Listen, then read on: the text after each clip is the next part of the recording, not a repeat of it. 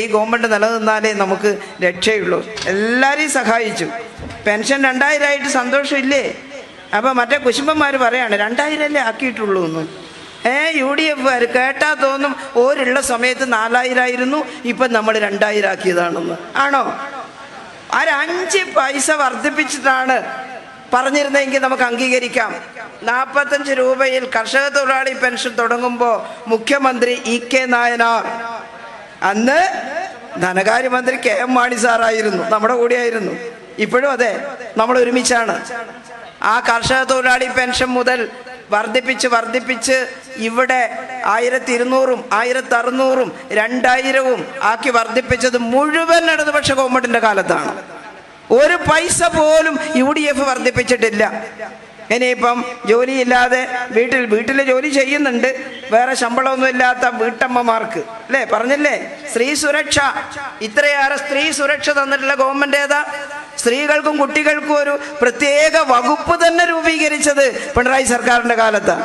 ഞാൻ അന്ന് വനിതാ ശിശു വികസന വകുപ്പ് മന്ത്രിയും കൂടിയായിരുന്നു. മഹാഭാഗ്യമായി. കാരണം മഹിളാ അസോസിയേഷനിൽ പ്രവർത്തകയായിട്ടുള്ള എനിക്ക് കേരളത്തിൽ ആദ്യമായിട്ട് വനിതാ ശിശു വകുപ്പ് രൂപീകരിക്കുമ്പോൾ അതിൻ്റെ ഉത്തരവാദിത്തം ഏൽക്കാൻ കഴിഞ്ഞു എന്നുള്ളതിൽ അഭിമാനമുണ്ട്.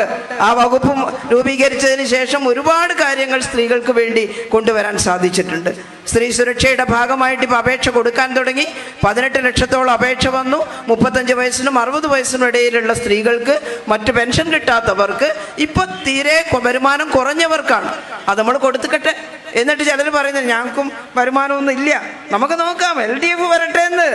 നമ്മൾ ഈ പരീക്ഷണം നടത്തിയാൽ ആരെയും കേവല ദാരിദ്ര്യം അവസാനിപ്പിക്കാനാണല്ലോ അടുത്ത ഗവൺമെൻറ് വരുമ്പോൾ നമ്മൾ പരിശ്രമിക്കുന്നത്. അതുകൊണ്ട് നമ്മൾ ഈ നാട്ടിലെ മുഴുവൻ ആളെയും ചെന്ന് കണ്ട് പറഞ്ഞോണം. ഇവിടെ ഇരുന്ന് നമ്മൾ പറയും കേൾക്കും ചെയ്താൽ പോരാ, നുണ പറഞ്ഞ് തെറ്റിദ്ധരിപ്പിക്കുന്നുണ്ട് ജനങ്ങളെ അല്ലേ. ഒരു പാവപ്പെട്ട ഒരു വീട്ടിൽ, ഞാനൊരു മുസ്ലിം വീട്ടിൽ ഈ ഗൃഹസന്ദർശനത്തിൻ്റെ ഭാഗമായിട്ട് കയറിയപ്പോൾ അവിടുത്തെ ഒരു സഹോദരി അവർ പറഞ്ഞു, എല്ലാം ശരി തന്നെ ടീച്ചറെ, നിങ്ങളാ വെള്ളാപ്പള്ളീനെ വണ്ടി കയറ്റിയിട്ടില്ലേ എന്നാ ചോദിച്ചത്. ഞാൻ വിചാരിച്ചു ഞാൻ ചോദിച്ചു ആരാ വെള്ളാപ്പള്ളി? അപ്പോൾ അവർക്കാകെ ബേജാറല്ല, എനിക്കറിയില്ല ആരാന്നറിയാത്ത ആരെങ്കിലും വണ്ടി കയറ്റിയതിന് നിങ്ങളോട് ആരെയത് പറഞ്ഞത്? ഇവിടെ പിന്നെ അവർ പറഞ്ഞു, ഇന്ന ആളൊക്കെ വന്നിട്ട് പറഞ്ഞു. ഞാൻ പറഞ്ഞു എൻ്റെ പൊന്നു സുഹൃത്തെ അല്ലേ, ആ മഹാസംഗമത്തിന് പോകുമ്പം വണ്ടിയെല്ലാം അങ്ങ് മേലെ കയറ്റാൻ പറ്റില്ല. അയ്യപ്പ സംഗമത്തിന് അവിടെ കുറച്ച് താഴെ എല്ലാവരുടെ വണ്ടി നിർത്തി CM-ൻ്റെ വണ്ടി മാത്രം, മറ്റു സുരക്ഷാ കാര്യമൊക്കെ ഉണ്ടല്ലോ, അങ്ങോട്ട് കടത്തിവിടാൻ തീരുമാനിച്ചപ്പോൾ 200 മീറ്ററിൻ്റെ വ്യത്യാസമുള്ളൂ ഒന്ന്.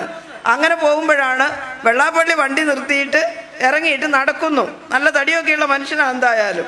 അപ്പോൾ അദ്ദേഹത്തെ പോലെ ഒരാൾ നടന്നു പോകുമ്പോൾ ആരായാലും ഒന്ന് വരുന്നോന്ന് ചോദിക്കില്ലേ? CM ചോദിച്ചു, നടക്കണ്ട, ഇത് കയറിക്കോളൂ. കയറി അവിടെ എത്തി. എന്താ ആർക്കെന്ത് കുഴപ്പം പറ്റി കൂട്ടരെ? ഇതാണ് പ്രചരിപ്പിക്കുന്നത്. ഒരു വേള വിശ്വസിക്കില്ലേ മനുഷ്യർ ഈ നുണപ്രചരണം?